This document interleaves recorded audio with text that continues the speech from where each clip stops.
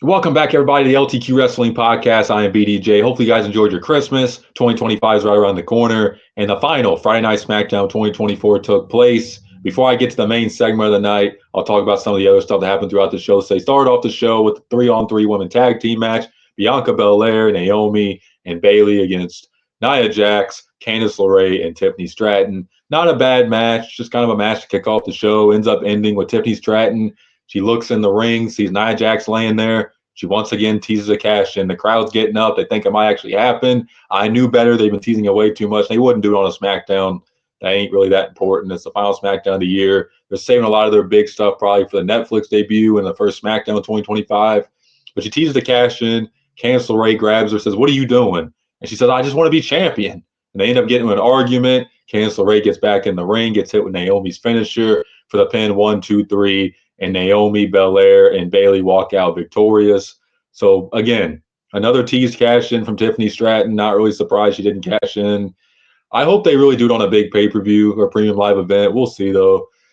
We had Braun Strowman against Austin Theory. Not much to really say here. Strowman gets the win with the power slam. Theory did look pretty strong in this match. Not a bad performance by him by any means, but man, I hope they do something in 2025 with Austin Theory. He's got so much talent.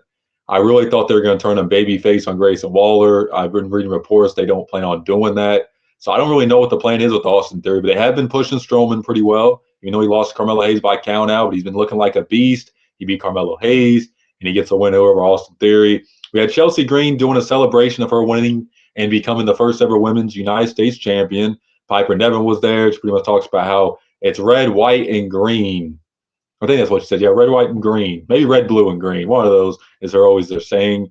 Piper Niven, you know, is smiling as Chelsea says, "There's only one person I can thank who's been here the whole entire time, and it's myself." And Piper Niven's just like, whatever. Then Meechin comes out with a kendo stick, talks about how I want to introduce you to my good friend. And she goes in the ring or tries to get in the ring, hits Piper Niven with the kendo a few times, and then tries to get to Chelsea as Piper Niven helps her outside the ring. So it looks like we're going to be getting another match between Meechin and Chelsea Green, which I'm not really mad at. I like both these women. This is definitely really what this title should be. Kind of give a lot of women opportunity, so no complaints there. We had Humberto and Garza against the Street Profits. Fun match, a lot of fast-paced action. Both these teams can work. There ain't no doubt about it. Street Profits looked really impressive. I know Montez Ford gets a lot of credit, but Angelo Dawkins has really worked his ass off to become a very good wrestler as well. So I think he deserves a lot of credit. Street Profits get the win here in a fun match.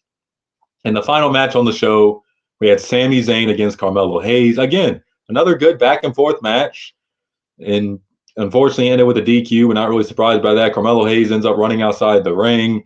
He's trying to retreat. Braun Strowman's music hits. He ends up running past Strowman. Strowman chases him to the back. They didn't call it DQ, which even the announcers were kind of confused about. And then the Bloodline gets in the ring, attacks Sami. They're beating him up. Strowman comes back out chasing Carmelo Hayes. He gets a hold of him, and then he goes in the ring, takes out, the Bloodline. He takes out Solo. He takes out Tungaloa, and then him and Jacob Fatu have a stare down. And that was definitely some before the rest of the Bloodline get back in there and take out Strowman. Sami tries to get back in there. He gets taken out as well. And the Bloodline stands tall. Then Kevin Owens' music hits. And he don't care about the Bloodline. He don't even care about Sami Zayn. I'm surprised he didn't go out there and attack Sami Zayn since Sami showed up on this show knowing KO was pissed off at him. But KO ends up coming out. Nick Aldis is waiting. And we get to the main event segment of the night. And Nick Aldis says, "Well, you got to hand over that championship, Kevin." And Kevin Owens is pretty much talking about how he got screwed and how he feels like he's the rightful champion. And this is the only thing he has that gives him leeway and power. Why should he give it back? He wants a match with Cody at the Rumble where the referee can't screw him this time. And Nick Aldis is saying, like, "I already told you before, this is not a negotiation. Give me back that title. You will never step foot in a WWE ring again." Out comes Cody Rhodes. And Cody, looking angry as he should. Nick Aldis says, "Cody, you need to stay in the back. You're injured. We don't want you getting injured for your sake, my sake, and the company's sake. Just stay back there." Cody ends up walking in the ring. He's talking about, Kevin Owens is a hypocrite because of everything he's done so far, and he's using a lot of heel tactics. And he says, "You want a match with me? Good. I'll give you your match. But I don't want the referee to stop me from what I'm going to do to you at the Royal Rumble." And he's in there talking to Nick Aldis, saying, "Give me my match." And Nick Aldis gives him the match. And it turns out to be a ladder match. Well, I'm guessing both titles will be hung above the ring, and they will be for both belts. I'm guessing the wing title will probably be retired after this match. This is just kind of more of a story title. But I can't wait for this. Kevin Owens against Cody Rhodes in a ladder match at the Royal Rumble. They got Rhea Ripley and Liv. They've confirmed that's going to be a last women standing match. So WWE's cooking right now with the match types.